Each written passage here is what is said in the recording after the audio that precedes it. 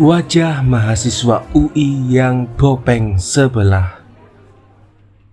Kami mahasiswa perlambang cita, kejar ilmu pekerti luhur tuk nusa dan bangsa.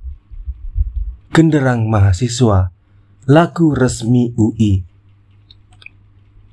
Kalau kita boleh mengumpamakan masyarakat kampus sebagai sebuah republik kecil, maka di dalam Republik Indonesia sekarang terdapat beberapa ratus republik kecil-kecil yang tersebar dari Banda Aceh sampai Jayapura. Dan jika kita boleh melihat warga negara kampus ini, maka kita akan merasa optimis karena mereka adalah pemuda-pemuda Indonesia yang paling tinggi pendidikannya. Tetapi kalau kita melihat secara lebih mendalam terhadap republik-republik kecil ini, kita akan bergidik sendiri. Di Republik Gajah Mada di Jogja, warga negaranya, mahasiswa-mahasiswanya tidak mampu menyusun sebuah pemerintahan yang demokratis. Di sana tidak ada Dewan Mahasiswa Intra, hanya ada kami yang merupakan ormas-ormas ekstra yang memerintah Republik Gajah Mada.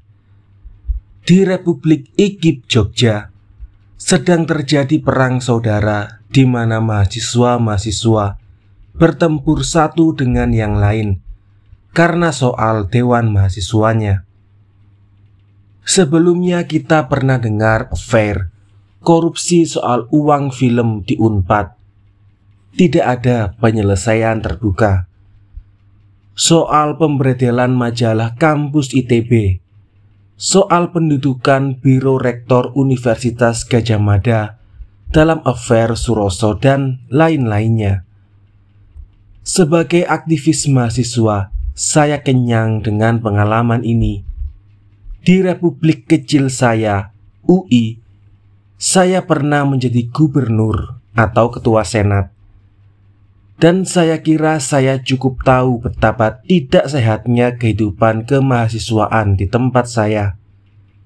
Di republik kecil yang bernama Universitas Indonesia, kita bisa jumpai segala macam bentuk kejorokan-kejorokan yang biasa kita temui dalam republik yang lebih besar, Republik Indonesia. Jika saudara bertemu dengan seorang aktivis mahasiswa UI, lebih-lebih dari level pusat, coba tanyakan, apakah dia mengetahui tentang korupsi-korupsi yang terjadi di dalam lingkungannya, baik yang secara terang-terangan maupun yang gelap-gelapan. Jika ia jujur, ia akan mengetahui dan dapat bercerita kepada saudara tentang kesimpang siuran uang yang terjadi di sana. Jika ia bilang tidak tahu, maka ada dua kemungkinan. Ia bodoh sekali hingga tidak dapat mencium bau korupsi, atau ia pura-pura tidak mau bicara karena ia tak mau orang luar tahu tentang korupsi urusan intern UI. Sumber korupsi atau pemborosan uang mudah terjadi pada waktu mapram atau pada waktu ada kegiatan-kegiatan besar lainnya. Pada waktu itu mahasiswa-mahasiswa giat mengumpulkan uang untuk dana-dana taktis, entah minta dari DJI, Permina, atau orang-orang gede Jakarta. Beberapa kali uang tadi tidak dilaporkan atau tidak dipertanggungjawabkan. Saya masih ingat bagaimana orang-orang di Biro Rektor ribut karena mereka menerima telepon dari DKI untuk checking uang permintaan sumbangan dari Dewan Mahasiswa. Biro Rektor sama sekali tidak mengetahuinya, dan pihak Dewan berusaha untuk tidak melaporkannya. Uang ini meliputi jumlah yang besar sekali, Angkanya bisa dilihat di arsip Biro Rektor. Pembelian jaket kuning dalam jumlah ribuan juga tidak pernah jelas untuk mahasiswa. Apakah diterima komisi? Kalau terima, dikemanakan? Mengapa pembeliannya selalu mendadak dan dengan alasan waktu yang mendesak? Berhubung Mapram telah hampir tiba, akhirnya terpaksa disetujui. Hal yang sama berlaku pada waktu pembelian alat-alat Mapram yang lain. Saya masih ingat pembicaraan saya di Kebun Raya Bogor dengan seorang bekas teman sekolah saya yang kebetulan menjadi bendahara. Ia mengalami sedikit frustrasi karena ia mengetahui kecurangan-kecurangan yang ada, tapi ia tidak berani dan tidak ingin soal-soal dalam dibuka secara terang-terangan. Saya berusaha meyakinkan dia bahwa ia harus berani bicara, karena jika seseorang berdiam diri terhadap kejahatan, maka sesungguhnya ia berbuat kejahatan. Sayang saya tidak bertemu lagi dengan teman saya ini sampai sekarang. Korupsi-korupsi itu kadang-kadang disembunyikan dengan licik melalui angka-angka yang dilambungkan atau pembelian material yang kemudian dicuri oleh panitianya. Dalam hal ini terutama alat-alat olahraga. Setiap tahun setelah Mapram diadakan pertandingan Cama-Cami Cup. Dan setiap tahun panitia Mapram minta anggaran baru untuk pembelian bola, net, dan lain-lain. Baru pada tahun yang lalu soal ini digugat. Saya tidak tahu siapa yang harus bertanggung jawab dalam soal ini. Pembantu rektor urusan kemahasiswaan ataukah Dewan Mahasiswa? Dewan Mahasiswa Universitas Indonesia telah demisioner pada akhir tahun 1968 dan Dewan Mahasiswa yang baru telah dilantik bulan lalu. Tetapi sampai sekarang belum ada pertanggungjawaban keuangan secara terbuka kepada seluruh mahasiswa, seperti uang Mapram 1968-1969. Diskusi-diskusi besar Dewan Mahasiswa se-Indonesia, panitia Student Night, dan lain-lainnya. Dugaan saya jumlahnya sekitar jutaan. Dari ketua DMUI yang baru, saya dengar bahwa mereka mulai bekerja dengan uang 0 sen. Saya pikir apakah kebetulan Raja Dewan yang lama tepat 0 sen? Tidak positif atau negatif. Alangkah baiknya jika soal ini dikelirkan, karena uang yang dipakai adalah uang mahasiswa dan rakyat Indonesia. UI adalah sebuah raksasa di dalam masyarakat Indonesia. Bappenas dipimpin oleh orang-orang UI. Wijoyo Nitisastro, Emil Salim, Menteri Pertambangan, Perdagangan, Kehakiman adalah guru besar di UI. Banyak pos-pos penting dalam pemerintahan dipegang oleh orang-orang UI. Profesor Sateli, Selo Sumarjan, Nugroho Noto Susanto. Ada orang iseng yang bilang pada saya bahwa kabinet Soeharto adalah kabinet koalisi ABRI UI. Hal ini adalah rahmat dan bencana bagi UI, karena setiap kelompok yang ambisius berpikir bahwa ia dapat menambahkan kuasanya jika ia bersuara di UI. Hal yang sama terjadi di dunia mahasiswa. Saya tidak tahu berapa ormas yang telah menempatkan UI sebagai proyek utamanya, istilahnya menggarap UI. Dan beberapa tokoh mahasiswa yang telah dititipi membawakan misi organisasi, serta beberapa persetujuan rahasia antar ormas yang telah disusun. Saya juga masih ingat bagaimana pada pertengahan tahun 1986 pimpinan mahasiswa UI dan pimpinan UI ribut-ribut karena mereka mendapatkan dokumen HMI mengenai pengambil alihan DMUI oleh PBHMI. Dan sebagai pengawas-pengawasnya ditempatkan tokoh-tokoh mahasiswa UI yang benar-benar mengejutkan banyak orang. Pernah soal ini dikonfrontasikan secara lisan, tetapi jawabannya berbelit-belit, walaupun tidak disangkal. Ormas-ormas sering berprestasi bahwa mereka adalah pemilik UI. Soal ini amat menyakitkan hati orang-orang yang tidak berormas. Pada waktu pembentukan DMUI yang terakhir, senat-senat tidak didekati dan dimintakan pendapatnya. Yang didekati adalah komisariat-komisariat ormas, PMKRI, PMII, GMKI, dan lain-lainnya. Soal ini menimbulkan kejengkelan orang-orang yang tidak berormas. Salah satu sebab keluarnya Senat Mahasiswa Sastra dan Psikologi, pimpinannya adalah orang-orang non-ormas, adalah karena mereka merasa dianggap angin oleh Dewan Mahasiswa. Dan ketika mereka keluar karena manipulasi-manipulasi ormas, mereka, DM Sastra dan Psikologi, langsung dicap pengacau, pemberontak, separatis, dan lain sebagainya.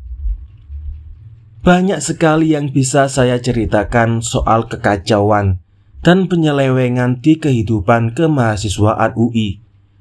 Mungkin dalam kesempatan lain akan saya beberkan kalau diperlukan. Secara teoritis, lembaga eksekutif UI adalah Dewan Mahasiswa UI. Lembaga legislatif adalah Majelis Permusyawaratan Mahasiswa. Di tingkat fakultas, Badan Permusyawaratan Mahasiswa. Mereka bertugas menentukan kebijaksanaan program kerja lembaga eksekutif dan mengatur serta mengubah peraturan-peraturan yang ada. Secara teoritis semuanya telah diatur. Kenyataan yang terjadi jauh berbeda. Di Fakultas Sastra, PBM tidak pernah dipilih sejak tahun 1967, seharusnya setahun sekali. Di beberapa fakultas, sistem pemilihan adalah satu orang satu suara, tetapi di psikologi memakai sistem bertingkat. Di Fakultas Ekonomi Extension, dalam pemilihan MPM diadakan sistem polling suara karena pertimbangan-pertimbangan politis agar the establishment selalu menang. Hal ini diprotes pada rektor, hasilnya 0. Di beberapa fakultas diadakan sistem pembentukan senat melalui formatur 3 orang. Di Fakultas Sastra memakai sistem 1 formatur. Di Fakultas Ekonomi ada 3 orang formatur, masing-masing dari HI, GMNI, dan GMKI. Tiba-tiba yang pertama dan yang ketiga membuat kebijaksanaan bahwa 2 formatur boleh mengesahkan suatu keputusan. Banyak sekali kesimpang siuran dalam rule of the game di dunia mahasiswa UI. Akhirnya mahasiswa tidak tahu mana yang merupakan peraturan, mana yang merupakan pengecualian. Siapakah yang harus bertanggung jawab dalam soal ini? MPM atau para pembantu dekan dan rektor. Secara teoritis, MPM telah membentuk panitia 7 untuk mempelajari penyempurnaan soal-soal anggaran dasar dan rumah tangga. Sampai bulan ke-9 mereka tidak bersidang. Dan akhirnya 17 anggota MPM keluar dari MPM. Kepada mereka dilontarkan tuduhan pengacau, penyabot, dan lain-lain. Bagaimanakah sikap aktivis-aktivis mahasiswa terhadap kebopengan di UI? Semuanya mengakui ada korupsi, ada kesimpangsiuran, ada ketidakberesan. Akhirnya mereka bertanya, ya, apa yang harus kita lakukan? Dalam soal inilah terjadi perpecahan. Saya dan beberapa teman-teman berpendapat bahwa soal-soal ini harus dibuka ke muka umum, ke muka mahasiswa UI, agar mereka juga tahu bahwa uang mereka, nama mereka, dan kepercayaan mereka telah disalahgunakan. Bagi saya, kebenaran walaupun bagaimanapun sakitnya adalah lebih baik daripada kemunafikan. Dan kita tak usah merasa malu dengan kekurangan-kekurangan kita. Saya juga menganjurkan agar borok-borok UI yang lain dibuka. Misalnya soal dosen-dosen yang suka bolos, kerja yang lambat, sehingga ada uang yang hangus dan lain-lain. Tetapi banyak kelompok lain yang berbeda pendapat. Mereka berpendapat bahwa UI adalah satu keluarga besar. Soal-soal intern termasuk korupsi jangan dibawa keluar, karena yang malu pada akhirnya korps jaket kuning, korps UI.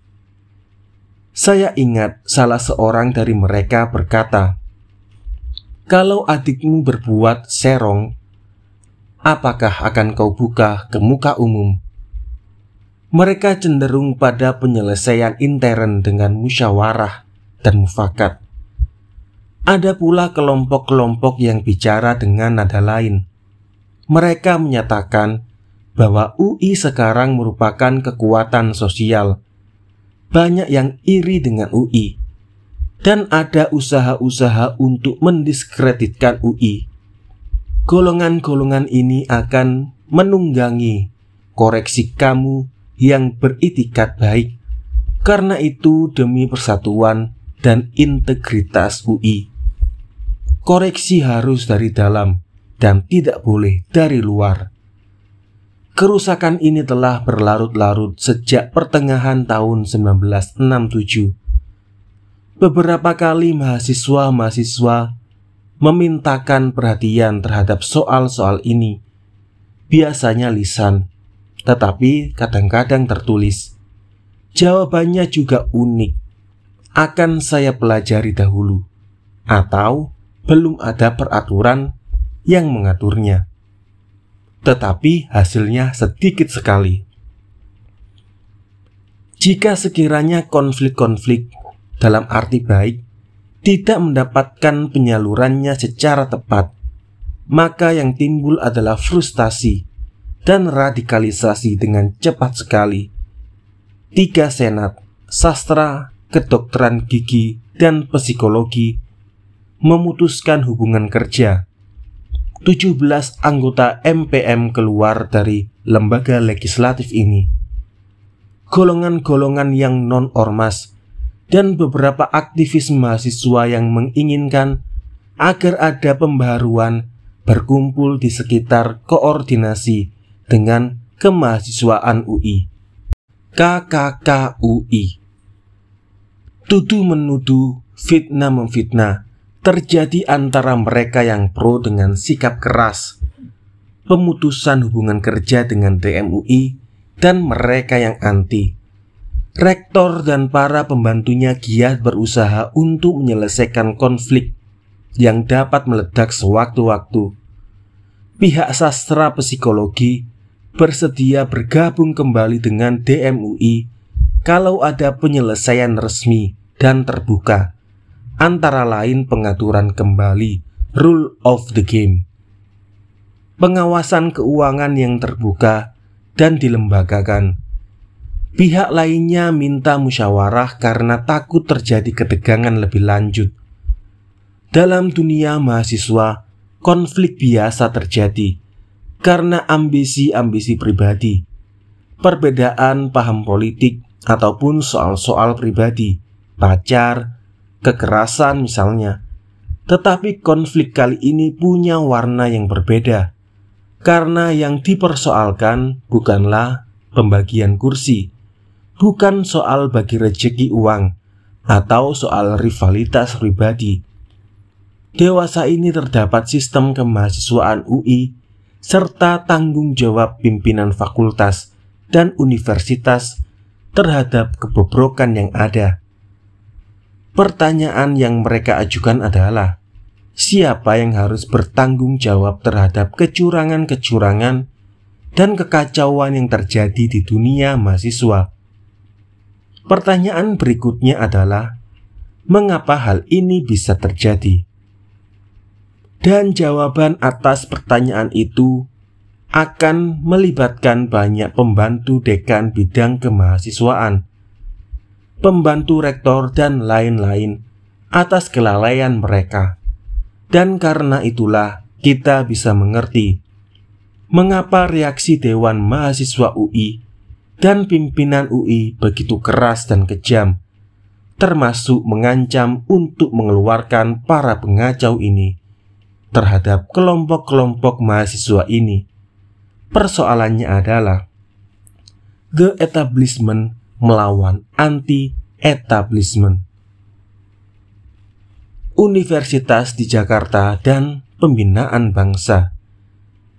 Jika kita melihat ke negara-negara sekitar yang mencapai kemerdekaannya setelah Perang Dunia yang lalu, kita boleh merasa bersyukur. Beberapa negara dilanda kerusuhan-kerusuhan, persoalan bahasa di India, kerusuhan rasial di Malaysia, dan kerusuhan suku bangsa. Walaupun di Indonesia juga terdapat soal-soal tadi, kecuali soal bahasa, namun skalanya jauh lebih kecil. Kadang-kadang kita merasa bangga bahwa pembinaan bangsa Indonesia telah jauh berakar. Tetapi kita juga sering mendengar bisik-bisik antara sesama kawan yang akrab. Setelah si Padang jadi kepala jawatan, kalau bukan Padang susah untuk dapat promosi. Yang lain mengeluh karena terdapat Jawanisasi di bagiannya. Kita masih dengar istilah-istilah klik grup Cina di PMKRI, dominasi Batak di GMKI, dan lain-lain. Tetapi soal ini hanya soal bisik-bisik dan tak baik dikeluarkan di muka umum. Tiba-tiba kita menyadari bahwa keindonesiaan kita hanyalah lapisan yang tipis daripada segumpal otot yang bernama suku. Saya masih ingat bisik-bisik pada tahun 1966 ketika Mayor Jenderal Darsono diangkat menjadi Panglima Divisi Siliwangi yang membicarakan kejawaannya, padahal ABRI, khususnya Divisi Siliwangi, adalah bagian yang paling Indonesia dari masyarakat kita. 70 tahun yang lalu. Kalau kita menoleh ke belakang, kita akan melihat bahwa 70 tahun yang lalu, pengertian Indonesia belum lahir. Yang ada hanya kesatuan administratif daerah-daerah jajahan Belanda di Asia Timur yang bernama Hindia Belanda. Indonesia lahir di ruang-ruang kuliah dan kelas-kelas di beberapa kota. Yance dari Ambon bertemu dengan Kromo di Kebumen dan bersahabat karib dengan Winata di Sumedang. Baru-baru ini mereka juga masih berpendapat bahwa mereka mempunyai ikatan dengan sukunya. Persamaan nasib, persamaan dasar-dasar kebudayaan, dan yang terpenting, persamaan cita-cita di hari depan. Akhirnya melunturkan sampai batas-batas tertentu rasa kesukuan, dan perlahan-lahan sampai batas tertentu pula melahirkan rasa keindonesiaan, ditambah dengan teori-teori nasionalisme yang masuk dengan derasnya ke bumi Asia. Dalam pembinaan ini, perguruan tinggi, waktu itu belum ada universitas, amat besar perannya, karena di dalam kehidupan sehari-hari, mereka secara intensif berkenalan dengan teman-temannya dari daerah lain, dengan agama yang lain pula. Setelah mereka lulus, sebagian besar dari mereka menjadi pemimpin-pemimpin bangsa Indonesia. Merekalah yang sebenarnya menjadi ikatan pertama dari sapu lidi yang bernama Indonesia. Di lapisan lebih bawah, proses ini jauh lebih lambat. Saya tak bisa membayangkan Indonesia sekarang jika kita tidak mempunyai perguruan tinggi yang seperti itu secara sosial. Mungkin kita terpecah-pecah menjadi negara suku. Perguruan tinggi sekarang. Jika perguruan tinggi di masa silam menjadi alat pembinaan bangsa, maka kita bertanya sekarang, apakah hal yang serupa terjadi dengan universitas kita di masa kini? Kecuali beberapa, saya khawatir jawabannya tidak. Dewasa ini terdapat lebih dari 40 buah universitas atau institut negeri, dengan kira-kira beberapa ratus yang swasta. Universitas-universitas tadi sebagian besar terletak di daerah-daerah. Berbeda dengan keadaannya 50 tahun yang lalu. Mahasiswa-mahasiswa sekarang tidak mendapatkan kesempatan yang intensif untuk mengenal kawan-kawannya dari suku lain, karena mayoritas mahasiswanya berasal dari satu kelompok atau suku saja. Keadaan ini lebih diperburuk lagi dengan terdapatnya polisi putra daerah. Pimpinan-pimpinan perguruan tinggi sedapat-dapatnya berasal dari daerah tersebut. Saya sulit membayangkan seorang bukan putra daerah menjadi rektor di beberapa daerah, menjalankan polisi yang tersembunyi. Lama-kelamaan tumbuhlah suatu lapisan kaum terdidik yang hanya merasakan keindonesiaan dari penghayatan nasional, kesempatan untuk menghayati secara pribadi di luar lingkungannya amat terbatas. Saya ingat pembicaraan saya dengan Ketua Senat Mahasiswa FKUI setahun yang lalu tentang adanya rintangan-rintangan halus untuk bekerja di beberapa daerah bagi lulusan UI, karena politik pengutamaan lulusan dokter dari daerahnya saja atau lulusan dari putra daerah. Lama-lama kita cuma bisa kerja di Irian Barat dan Jakarta saja, katanya sambil guyon-guyon. Sedikit sekali orang yang memikirkan hal ini.